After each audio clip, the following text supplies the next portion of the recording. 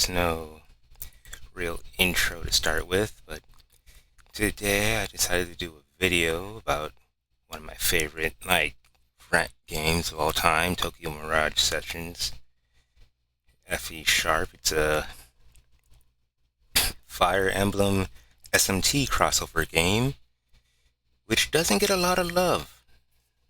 I don't know why, but whenever you see anything about it, it's just the Mirage Masters, and even then, just like a select few characters, and there's barely any fan art. Not a lot of it's good. Well, good to my standards. Most of it's on DeviantArt, so I don't know what you can actually say about that.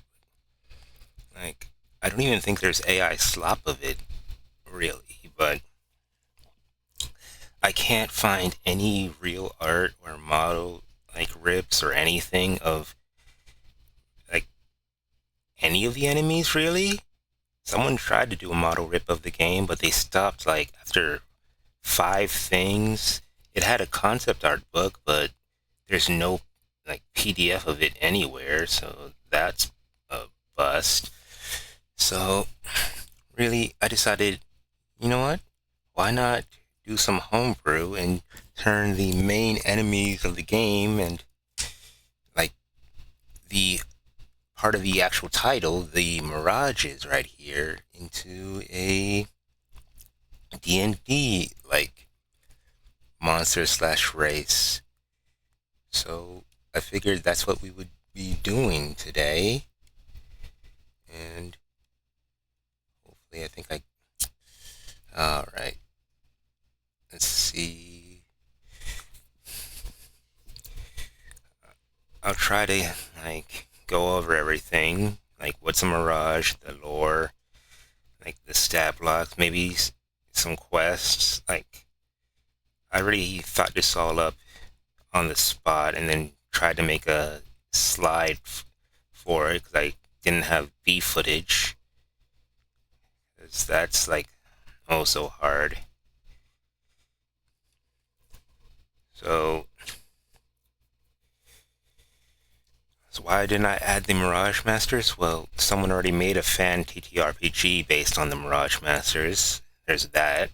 And two, it's kind of just a Hexblade Warlock with the Mirage as both the packed weapon and the patron, so it's really easy to reflavor that part, at least.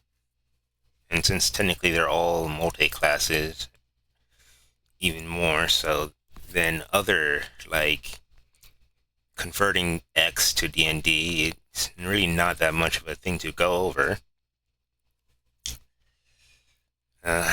Before I forget, since I'm partnered with Advanced GG, I should at least give a few words about that. And they have some new advanced shakers coming out. There's my code Mirage 10, to get 10% off. Yeah, I'm really going all in with the Mirage stuff right now, so I figured why not just put it right here up in the beginning so that we can get to everything we need to talk about today. So to understand pretty much the lore of the Mirages, you have to understand a few games in the crossovers, because everyone compares Mirage Sessions to Persona because of how both of them are basically not stands, but are kind of stands from JoJo's, but one is all about creativity and one is about the id and ego and whatnot. You can say one SMT JoJo-esque RPG is all about the posing, and the other one is about, well, crazy, wacky mind nonsense. But the games you're going to have to understand to actually get to the heart of what this thing's all about is Fire Emblem New Mystery, a tiny bit of Awakening, Personas 2 through 5, and technically heroes. You can get some information from heroes, but we're mostly focusing on the persona aspect of SMT and new mystery, because this game heavily borrows from Arcanea's like Fire Emblem games. So,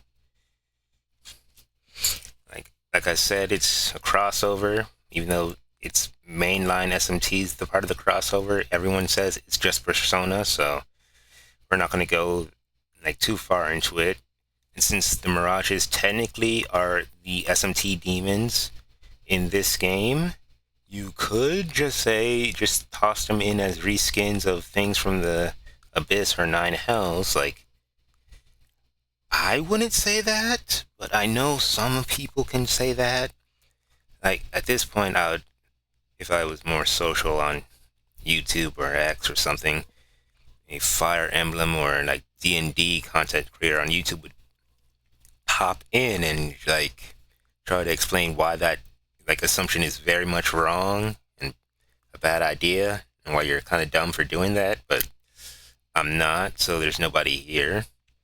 If someone in those fields wants to react to this video and tell me like where I went wrong with this, or like just react in general, like go right ahead.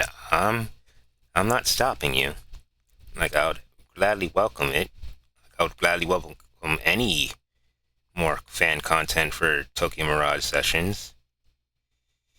So, like, the basis of the timeline. This game takes place after the bad ending of New Mystery, where your player avatar, the first playable one, Chris, helping everyone's favorite Lord Marth, fails to get the Fire Emblem. So Tiki stays sealed up, the big bad dragon comes back, everything goes to heck in a handbasket.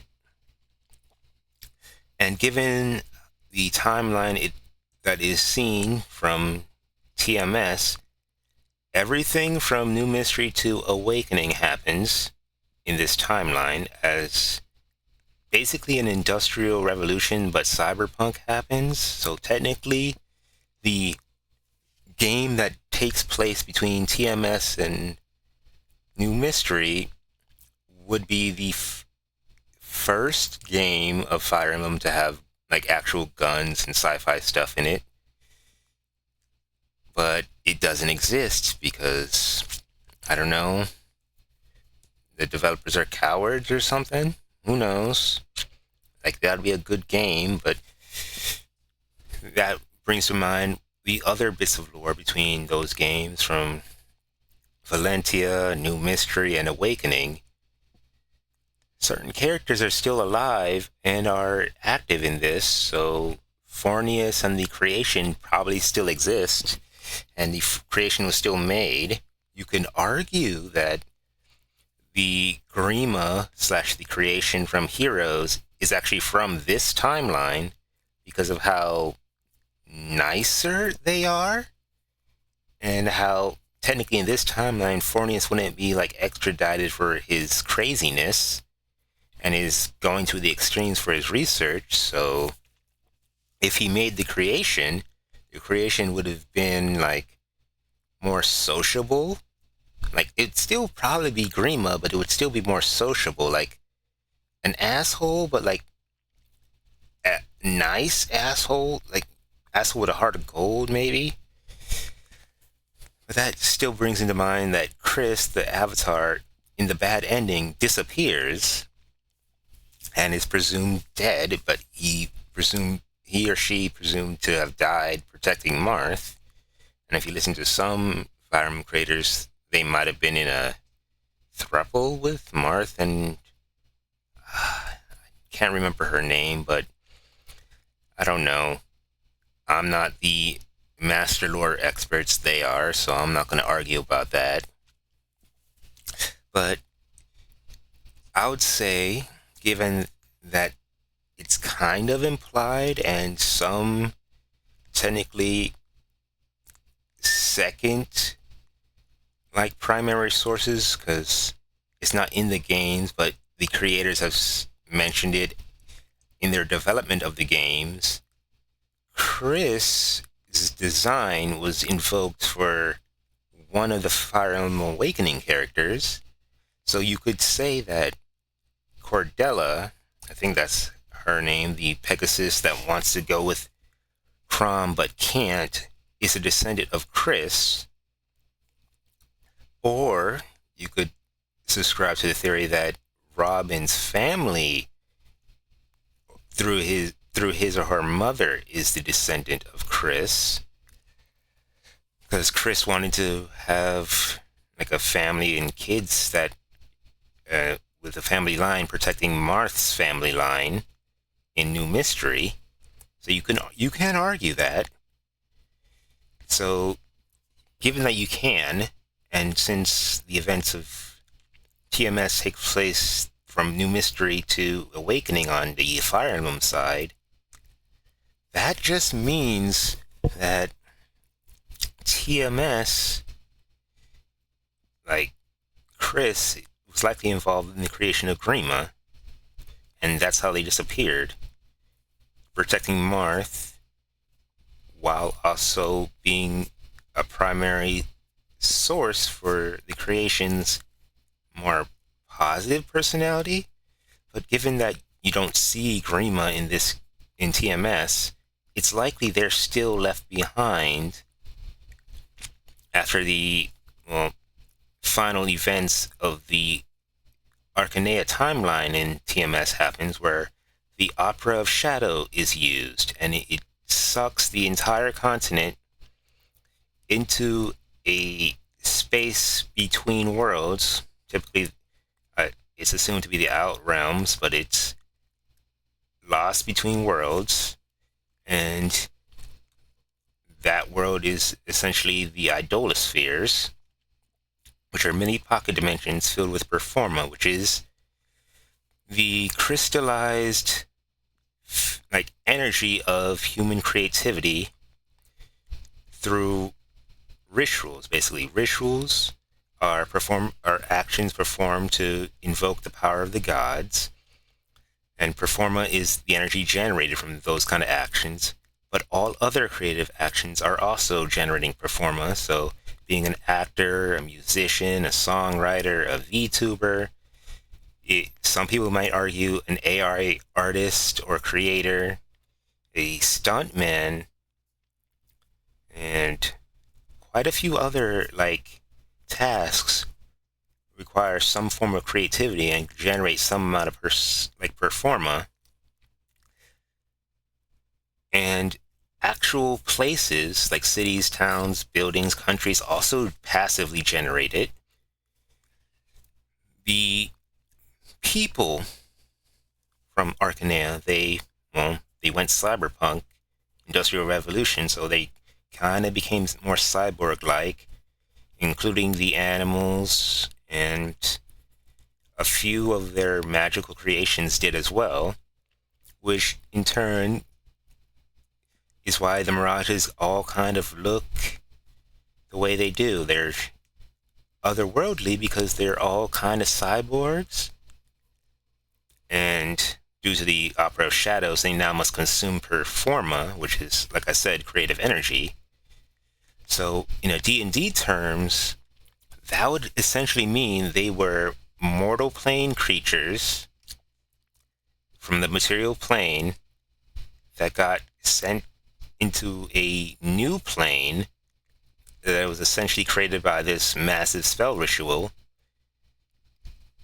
And you could argue they would be a half plane between the plane of, creation or art and the plane of machines or data. So they would count as elementals or constructs in a D&D term, and probably would fall under banishment rules. But since they originated from the material plane, I don't know. But we'll get to that when we'll get to that. Like, as you can see, I have all the games here, but like I said, there's also the SMT side. Like, one day, 5 years into the past of TMS, like, the Idolospheres that Arcanea was trapped in like made contact with a new world, that world being Earth, specifically an SMT Earth. But what kind of SMT Earth was it? Well, that depends on, like, how you feel about the alternate timelines of the SMT verse. But given the context clues in game and the lore, and when the game is taking place, along with meta context about things in the game studio when these games were being made, and the very next game made after TMS was Persona 5, and Atlas kind of likes to reuse assets, so things came through. That means that TMS likely takes place sometime between Persona 4 and Persona 5. But the latest it can take place is between Persona 5 and Persona S, like Scramble. That depends on if it's the main timeline, and it's not like Phantom X or Tactica, and or Q. And how do we know which timeline it's actually in? No clue. It could be in the timeline, like in the same spot in the timeline, but on P3P's like timeline. So it's the female player characters like timeline, and the events of Persona 4 would still happen because nothing changed for that in P3P. Persona 5 would likely still happen. It's just all events connected to P3, to the Persona 3 part of the timeline, was for the female protagonist. So, minor changes. But there could be major changes because we know it's after like P4 because actual advertisements like for a character from P4 is in like TMS and Persona 5, if my memory is correct, which means, and since there is Persona 5 iconography and DLC in TMS, like at least their enhanced edition with all the DLC except for the censored Japanese one, because the Switch port is the censored version. That means that either Persona 5 just started while the events of TMS is happening and you obtain the Joker outfit because Joker became popular rather recently, or Joker's like story has already happened and you obtain the items because the fans like created like cosplay and whatnot of the Phantom Thieves, and your main character Itsuki Aoi, who, like, I'm not gonna get into another argument of whether or not he counts as a lord or not, like, is a fan of the Phantom Thieves, which it would be pretty cool, not gonna lie. The latest it could take place is, like I said, between 5 and Scramble, or Strikers if you want to like be pedantic about it. That being because stuff from Strikers isn't mentioned, which it should be, because these pace of events that happens, things can't just happen like at the same day or time. So it could also be an alternate timeline where TMS takes the place of 5, which means that Akechi doesn't do anything, and because Akechi doesn't do anything and certain other characters don't get involved, either Joker never saves that woman because the person he saves her from doesn't feel like he could do stuff like that, unlikely, or Akechi and Futaba like have parts of their backstory changed in this timeline. So Joker likely never comes across anything because maybe Akechi's female in this timeline and thus couldn't do any of the stuff they do in the normal Persona 5 timeline? Who knows? Like, it's a possible happy ending for at least one of those two characters. Like, that's just theory. Don't, come at me for it, really. The wildest, way to place it on the timeline for SMT for where this Earth takes place is actually with Persona 2. Because in Persona 2, two versions of Earth are created.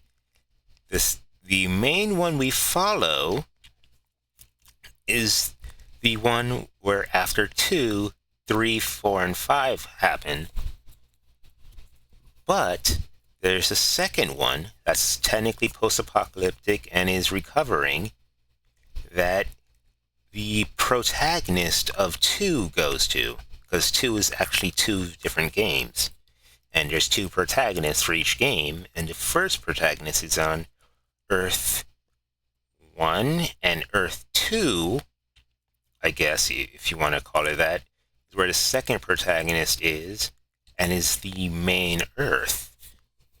Unless you want to switch it around and say Earth 1 is the main Earth, and that's where the second protagonist is.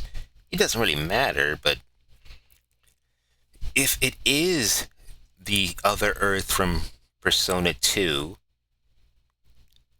that means the recovery efforts actually were successful and the events of Persona 4 happened. But that also means that the events of Persona 5 may or may not happen, and that's a whole other can of worms. We could also say it's the Maruki timeline or the Phantom X timeline. But if it is the Phantom X timeline, it would still have to take place before Phantom X. So really, in the end, it doesn't matter because all we need to know is that Joker exists. The Phantom Thieves may or may not exist in full, and their Avengers are known enough that there is cosplay material of them. Now, I could talk about how certain people from the Fire Emblem universe also exist on this Earth, like Anna, that eldritch creature that she is, but that's a story for another time. As we know, all the Mirages that have actual names in TMS are Arcanea characters, so they're from New Mystery, Valentia, or Awakening. But there's no Robin, there's no Chris, and there's no Grima. And Medeus is the big bad with another super boss who's technically related. So that in turn means that if you haven't played TMS, the ending is that Medeus is beaten, the Fire Emblem is made on the SMT Earth, and he's finally beaten. So the new ritual, the Opera of Light, was performed, which created the Fire Emblem as a side effect, which restores Arcanea back to its own world, and the portals to the Idolospheres are closed. Given how all the other Mirages are, it's likely that some of them return to Arcanea as new creatures or monsters, and some of them return as regular citizens, because a lot of Mirages still have minds and personalities. This in turn means that there's a Fire Emblem game taking place after TMS that likely deals with Grima. And because Grima's not in TMS, but Grima quite obviously was created because Chrom is in TMS, and plenty of Awakening characters are also in TMS. this likely means that the original timeline of Awakening's events are slightly altered by the events of the Bad Ending of New Mystery that we just went over. So Grima's still a thing. Grima's still going to be like there. We don't know if he or she would cause trouble, but you could essentially make a game taking place after TMS where the avatar character or the Lord or whatever you want actually was Grima. And you play with Grima as your protagonist. Possibly to destroy the world, possibly to save it. Who knows? Maybe a new threat. It's possible. Again, that's a pretty wild thing to do. Like, make a sequel to a crossover game taking place in only one of the franchises. But apparently TMS gets to be in both SMT and Fire Emblem's gacha games, but only some of the things from TMS gets to be there. Specifically the Mirage Masters. I don't think any of the Mirages get to be there. Well, maybe the ones based off of SMT Demons gets there, but who knows what the creators of Shin Megami Tensei say for their crossover stuff. They crossed over with Devil May Cry before, and you could pull to get Dante. They can do whatever they want.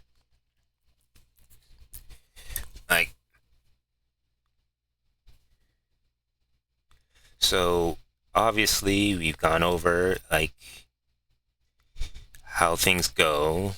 The Marth and a few of his companions are technically Mirages, but they're also ghosts, while other Mirages are still alive fully, but parts of the Opera Shadow erase people's memories, and a lot of Mirages went crazy because of basically starvation and slight magic-induced insanity because of the dragon's degeneration disease that is why Manicheets exist. Technically is infecting everyone, because technically every Mirage has a glowing purple core that you could theoretically call a Dragonstone or a Creststone.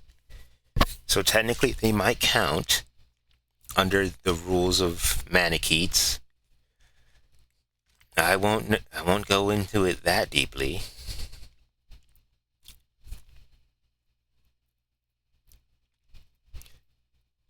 But as we see, we got some images of Mirages. We got a Savage. We got the Rare.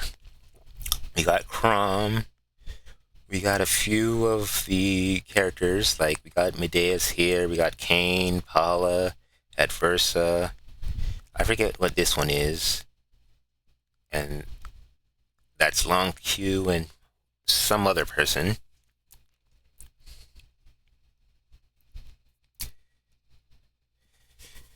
So, the meta explanation of what Mirage is, they come from another realm, they go to invade Tokyo, abduct humans for creative energies, they either partner up with them to passively gain performa from them, or they become mind parasites, and basically, to use an anime comparison, think Kurama from Naruto or Sukuna from JJK. Think with the passive positive one, you think of Kurama chakra mode, and for the negative, think Bijou cloaks or just Sukuna. So it's a little bit more than JoJo. It's also a little bit of JJK and Naruto in there too. But there's a lot of anime with parasite power-ups and whatnot. And Mirages are all based off of either Arcanea characters, Fire Emblem classes in particular, myths in works of fiction, and SMT demons. they are some combination of those things. Like if they're an Arcanea character, they are basically a cyborg-esque version of the Arcanea character, because all Mirages are technically cyborgs and are either missing some or all of their parts. If they are a common enemy, that they're either a creature of myth, which is technically an SMT demon, mixed with the like style theming of the Mirages, or they are a common class of Fire Emblem mixed with the style theming, and or one of the demons. This also brings into mind a little special note of mention. Tiki. Like, don't have a picture of her up yet on the slide, but she's a Mirage just like all the others. She gains Performa passively through a proxy by using coding and a tiny bit of magic. Apparently, they made not Vocaloids in the TMS timeline, and she gains power through that. And since, in my personal opinion, Vocaloids technically count as pseudo VTubers, you can argue, due to how when this game is set, Tiki likely is around Miku levels of popularity, and as such, VTubers as an organization might not have as much pull in the current point of time, because Persona 5 takes place a bit around 2016-ish. Given the time frame, the calendar, it should be somewhere between 2016 and 2018. So the VTuber boom hasn't really kicked off. So the only VTubing group that should exist in TMS's like timeline should either be HoloLive, or maybe, just maybe, Nichi Shoujo and like V Shoujo don't exist in this timeline, which has a bunch of knock-on effects that are bad, but there's also a bunch of good things. I'm not going to say like all the knock-on effects, but yeah, you can argue that certain VTubers likely either don't exist, or they still exist, but they don't have the popularity that they do currently. I'm not about to go and say who may or may not exist in like the timeline of TMS. Like, I'm pretty sure a lot of HoloLive does, because like the first VTuber was in 2012, which is when Persona 4 happened, and we know Persona 4's events still happened here. And given that TMS's timeline for the SMT side is 5 years before the game starts prior, and the game is very likely around Persona 5 in the timeline, so 2015 to maybe 2019, VTubers should still be a thing. And since Idoloids are basically Vocaloids, but with the scan bar marks like scraped off because copyright is very strict in Japan, and this game does not have a dub. It just has subs, basically, because all the characters who sing in this game, their voice actors actually sang those songs. This is a game technically about idols, because of the whole Performa thing. You're an idol agency, talent agency, so technically, if a second game of this came out, a VTuber party member is perfectly viable, because they technically added Tiki to the party as a backup, like support, who comes in and adds to the session attacks, but you can't actually have them in the party fully like the other backup supports, which is stupid to me. Like, why make these three like backup supports that can't actually be party members, and you can't adjust their damage or change their weapons or whatnot? But it's like, okay, and they're clearly of class types that you can't have. It pisses me off, mostly because I like in Fire Emblem, I like all the shape-shifting units. You give me access to one by technicality, and it doesn't even shapeshift either. Like, why? That's my only gripe with this game. I hate that I just don't get Tiki fully. Well, I also don't like the censorship, but that's a whole other story. This is like, so Mirages bond with like a partner of some sort, and they combine their energies, transforming the partner, like they're a Kamen Rider or a Power Ranger or whatever, into what is known as a Carnage form. The Mirage Master gets a cool like outfit, and the Mirage becomes a sentient weapon, which is why we said when converting the Mirage Masters, just take a Hexblade Warlock, make their patron also their pact weapon, and have the patron be able to transform into the pact weapon. The bond, it can be parasitic, so like the Mirage can take over the person and drain their energy completely, making them a uncreative mess. Basically, to explain it, take the best like series of any fiction you've ever seen and then compare it to modern day Hollywood slop. One is a normal human with like their normal performer levels. The other is one that has been completely drained.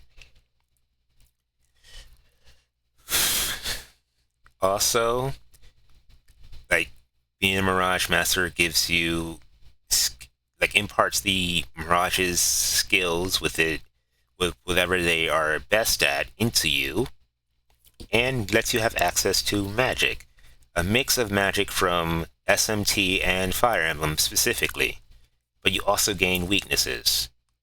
And I know how some people in the SMT and Fire Emblem fandom say like certain skills that are combat only also have passive effects outside of combat, like Lock Touch essentially makes you able to just unlock anything by touching it, or at least a Mirage Master with that should have that ability, because they also technically do have abilities outside of battle, because it follows Persona 2's logic of gaining the not persona grants you some of the persona's attributes in regular life. Like maybe you understand the language that persona is from, or maybe you can use some of their magic outside of areas dominated by shadows, or summon them outside of areas dominated by shadows and whatnot, and have them do things and fly around on them. Like Mirages all do all those things, so it counts, I guess. Like, I'm kind of waffling, but I'm just saying this to make it clear that, yeah, being a Mirage Master is cool and all, but you have to become a better creative person to increase your power, and apparently there is a way to lose your power. It takes a lot of effort to have that happen to you, but it can happen. And I'm not completely sure on the breaking a pact rules for like warlocks, so I just defaulted to, for the conversion, just deal some kind of mental debuff to the player character, and maybe some damage to like perform checks or charisma checks or something. Maybe have it go all the way to killing them in the most extreme conditions, if the bond broke because the power broke because the bond became one of those parasitic ones, I don't know.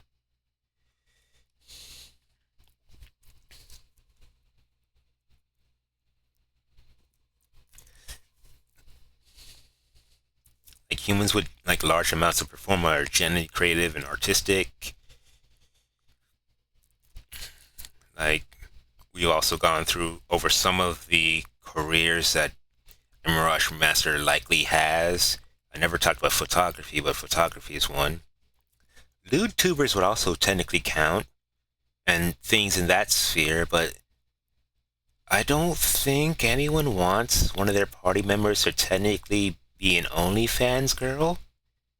Like, unless you really want to play up that the Mirage Master is technically a Warlock multi-class, and this one is the Bard stereotype, given that Mirages quite clearly are anti-charisma casters, specifically anti-bards.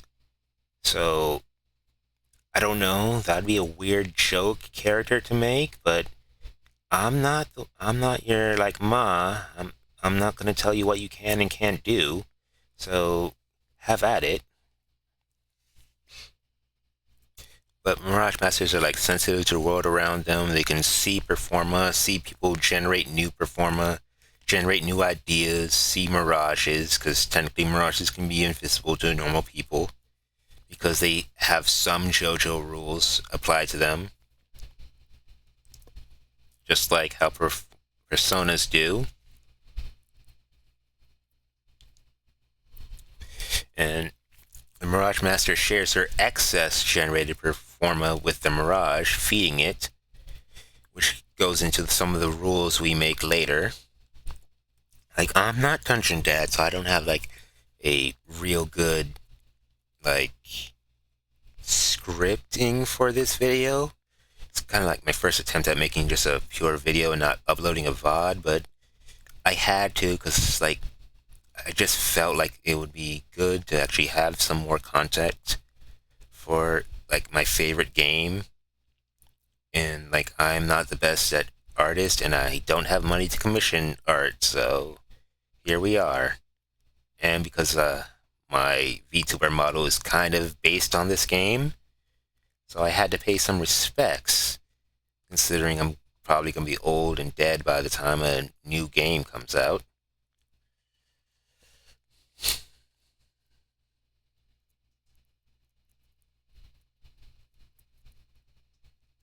Sorry. Now, Mirages can have their powers strengthened and their Carnage form changed through a mixture of persona, like performa, and like random items, either dropped by other Mirages or just found in the world. And Mirage Masters can do that through rituals. Tiki primarily being the one who does it in the not Velvet Room, not like demon summoning area, wherever you want to call it for SMT. But I figured that for D&D, it would just be any Mirage and Mirage Master can do this. You don't need the help of another Mirage to actually go through the process. I might turn it into just a random feat specifically for the race that you can just do this, but I'm trying to make it compliant at least with 2014 D&D or like the new 5.5 D&D. I don't know. If I messed up, like let me know where, because I made like I found a homebrew like template sheet maker that I made into a PDF for this. I think I'll include the PDF in the like video description. Like there's a few placeholders in there. It's not like 100% complete, but it's close enough to work, hopefully. So like now that we talked about all the lore and all that, you gotta go over like some of the stats, because Like, Tokyo Mirage Session mixes SMT with Fire Emblem, and they have certain stats. Like, the elements of SMT is mixed with the stats and weapon triangle of Fire Emblem. So, we got like strength, magic, skill, speed, defense, res, and luck. It's supposed to be 3 houses, so charm, or like the obvious charisma stat, does not exist, and constitution existed, but only in the Game Boy games, and was separate from the other stats, and was basically how many items you could have, and if you could do rescues and whatnot, and captures. So we have to basically convert all of this into D&D's stats, which is like a whole mess of things. Like, there you see like Tiki and her design. We got a few stat sheets of common, like mirages, like the Dark Cleric, which is the first tier of the Cleric Mirage, which is like around level 20. Like, the Blob here is one of the weakest Mirages at around 2. And we got the, I think that's the Dark Mage, which is level 3. And you can't see the entire stats because the images are too small, and I apologize for that. I don't know how to zoom in or whatnot, so I don't want to increase the sizes because that would just mess with the slides way too much. So we got like technically this is the highest level of Mirage, like Cleric, on the wiki. Like, the Switch version has all the DLC, and there is an extra Mirage type up for Cleric, but no one actually has its stats anywhere or proper images. I had to do that on my phone, and I did not upload it to Google so I can put it in the slides. I did this like with like extreme back pain, so like I kind of hopped in and out while doing this, so that's a whole other thing. I'm doing this while I'm supposed to be doing videos today, well, streaming. So I'm trying to get through this as fast as possible, and I apologize for that. But like, I typed out just in case like I didn't go over it or I skipped over some parts. Like, the level caps and stats are completely different from, well, D&D, and I don't think Epic D&D with like levels beyond 20 is still a thing. If it is, let me know. Like, I love D&D, like, but I never get to play beyond like maybe session 2 or 3 because of scheduling. Every time I play like some type of table RPG, usually it's over like Discord or in a play-by-post online. I never get beyond like a few sessions, and rarely do people want to play D&D. They always want to play like a Pathfinder or Exalted or something crazy, and then I'm like, okay, let's try this new system out, and I'm like, I make a character, and then we just don't play that like long, and it's like, it's aggravating, but I wanted to contribute to D&D Homebrew, so here we are, I guess.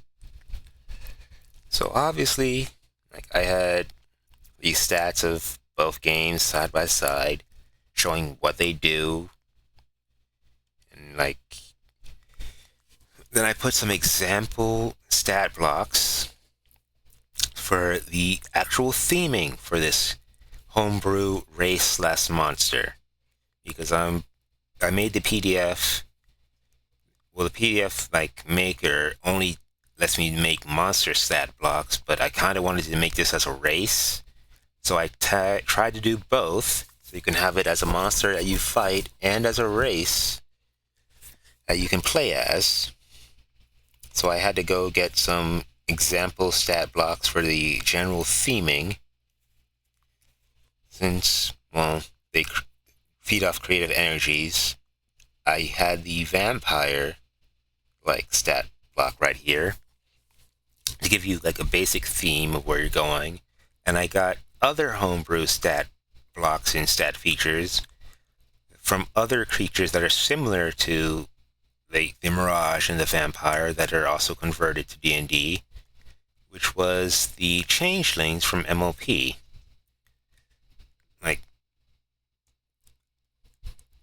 Why did I do this? Simple, because I needed examples of the exact theming you're trying to get while playing as a Mirage, who may or may not be partnered to a Mirage Master, or as a Mirage Master yourself, or as the Dungeon Master creating Mirage enemies.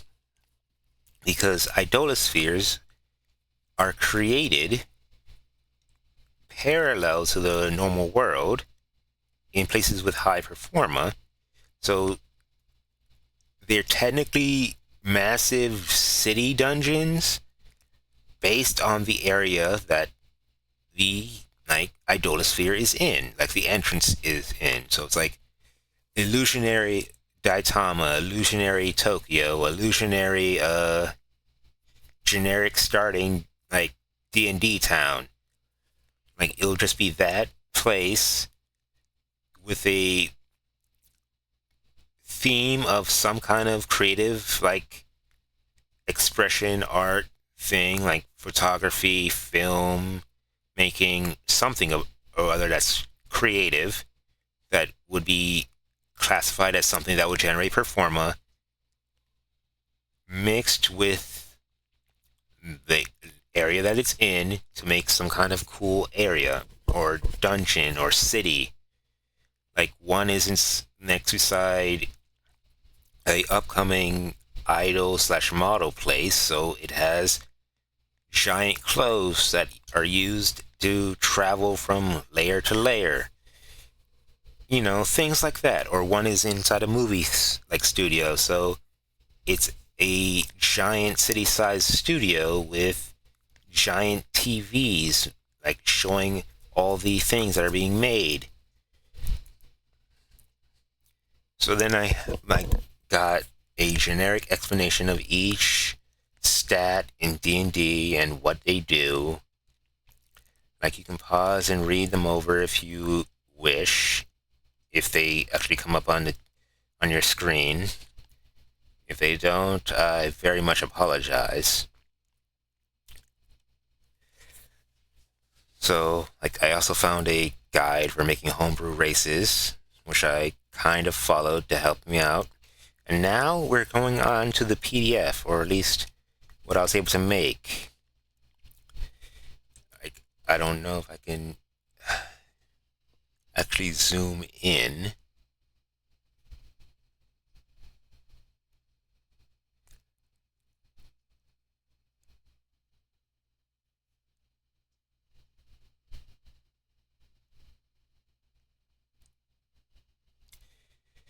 Alright, I think that works. Given how they're pretty much all about hunger and creative energies, I figured that was slightly chaotic enough to warrant them being chaotic neutral. Most mirages are humanoid, but there's a lot of beast type mirages, and technically they're all connected to dragons, and some of the larger ones are either giant monsters or giant dragons. It's there's wyverns and Pegasus and whatnot, but they're kind of cyborgish. And technically horses are also kind of motorcycles. So you can argue that they should also be humanoid, construct, elemental, but I just put humanoid and elemental because, yeah, they are the elementals of creativity, and they hunt you down. So we have, like, since while I was trying to do this, I was doing this kind of cluelessly, so I couldn't fit all of the things in one spot, so I had to make it really big. This PDF, so like we got our languages, they got Primordial, Common, and Draconic, because Arcanea, their main god is Naga, who is also a divine dragon. So it's like, it's a whole thing. Well, they're kind of ghostly, but I figured some of them strangely can see you, but they don't have eyes. Or their eyes are always covered. So I'm like, okay. Or like their ears are always covered, or they just have no head, or their head's like completely disconnected, but is still where it's supposed to be. So it's like, just give them the generic dark vision, like all Homebrew races end up having. Like, technically, condition immunities, like I should put one there, but I felt like that'd be too overpowered. They have a pretty high armor class, and it's mostly because in the lore of TMS, conventional weapons do not affect them. You must use, like, mirages to fight a mirage, or probably pure condensed performa shaped into weaponry. But the main lord of this game only does that, what, twice? And then he uses the carnage form of his Mirage, Crom, every other time. They have a basic speed. Technically, they float and can walk. And some of them, well, anyone that's a class that has a horse is basically riding a motorcycle, and anyone that has a Pegasus is riding a Pegasus that has jets for hind legs. So it's like, should I give it a fly speed? Should I just have it be 30 and then have them float for like a reduced cost of feet? Like, I decided, like, the basic one for your classic monster you're facing against is 30, and then depending on its form, it could have a flight/hover speed of 15 or so, and it could have like the weaknesses of being a small size creature or a large or gigantic, plus being dragon or monstrosity or something. Anyway, like, they got, almost all of them have natural weapons. Technically, because of their whole cyborg nature, their natural weapons are sort of closer to like normal weapons that a player character will have. But I pretty much put this under Warforged rules. So treat them as a Warforged Genasi hybrid, like, template onto other creature types, basically, for like their natural weapon or natural armor. Due to how Mirages hunt people, a lot of them have pack tactics. So technically I should have made them all like the same, like, difficulty level as a kobold, or like between kobolds and humans, but I felt like that also would be doing a disservice, and I would also have fans of Fire Emblem SMT or TMS yelling at me for doing that. Then I took a thing from a homebrew like race that also does draining, changed it up a bit for their main thing, the main thing like Mirages do, which is eat performa. So you make a grapple attack on a creature, and you will drain like charisma from them, which will regenerate for the target after a long rest. And if you're doing this hostile, like, draining, you pretty much must drain at least one stat point of charisma per day, or suffer a level of fatigue. there is a way around this that I added, and technically this feature and ruling, along with the others, are technically optional, like DM's discretion. Okay, I didn't have anything else. Put some actions there, and then I put this other trait, triform, to explain that it has technically 3 forms. It's normal form that you will always be in, a cloaked form that usually is seen in idolospheres to conserve energy, and the carnage form that happens if they become partners to a creature. I think I made rules for that too. I also had the typical names that mirages technically have. I put all of the names available for almost every single mirage that's named. Technically, only a few of the enemy mirages actually have names in TMS. At least on the Switch version, I found that some of them do, but there's so few non-hostile enemy type mirages that I guess it doesn't matter. I hate that the SMT and Fire Emblem trait of recruiting new party members didn't extend to some of these enemies.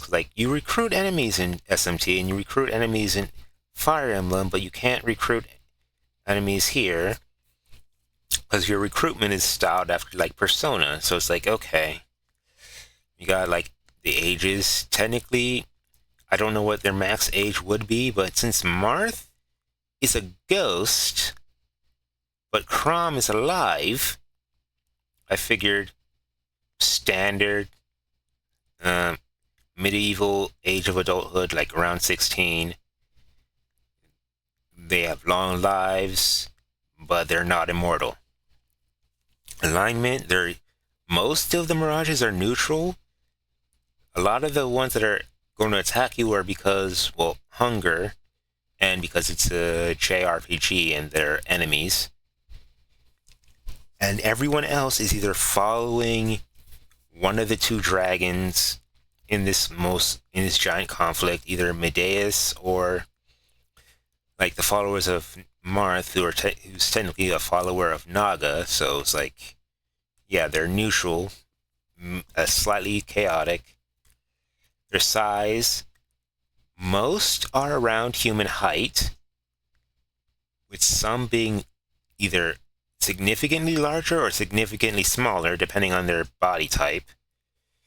Technically, I should have just put this as a Mirage race template, and you just put it on different types of creatures.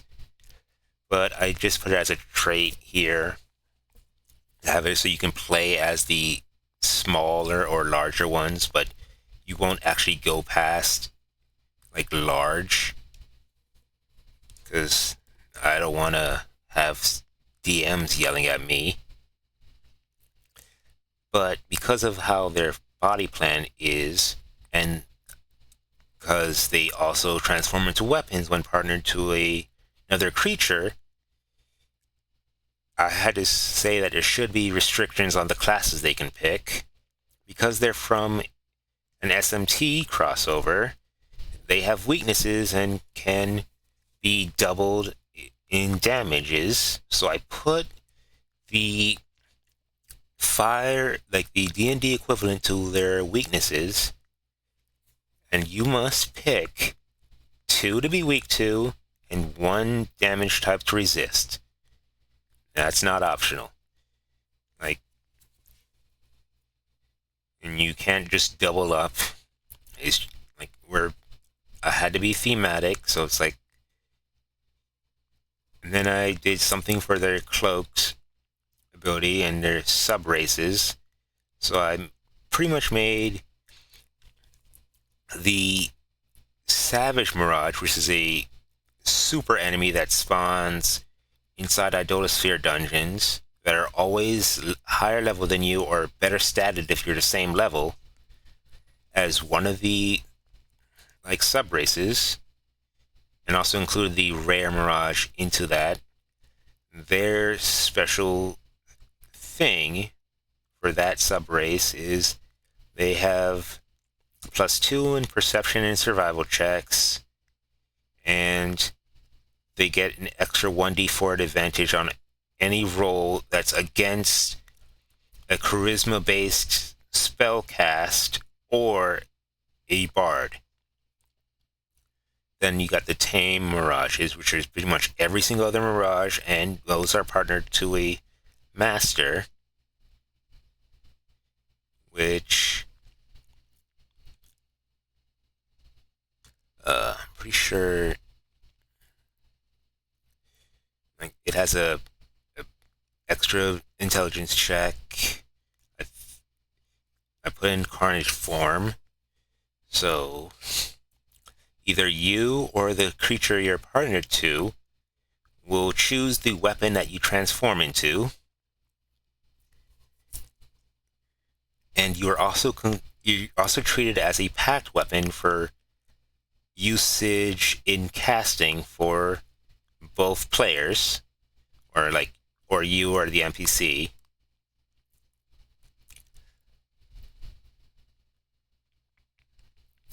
You have like 1d6 on attacking rolls, and your second one is a passive way to gain performa. Technically, the monster stat block above, like I couldn't fit it there. Like it just glitched the entire thing when I tried. But it's on all three. But I put it here because it's thematic to this subtype more.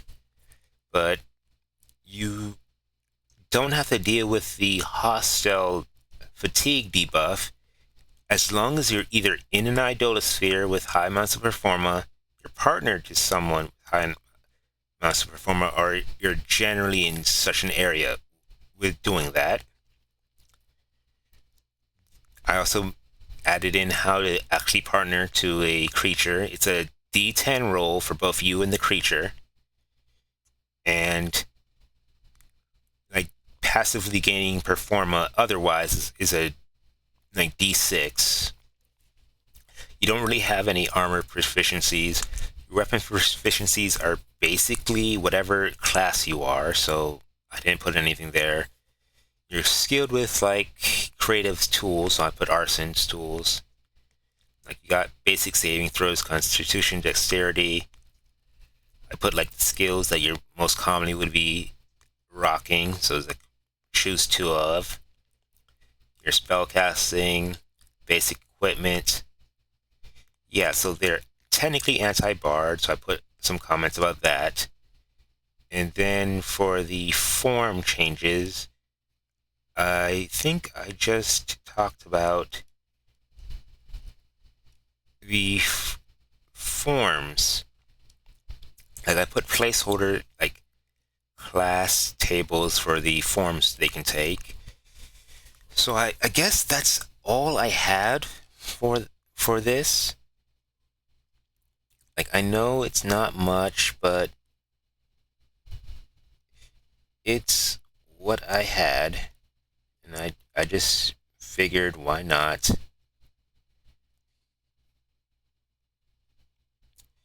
Anyway, I think that's it for today's video.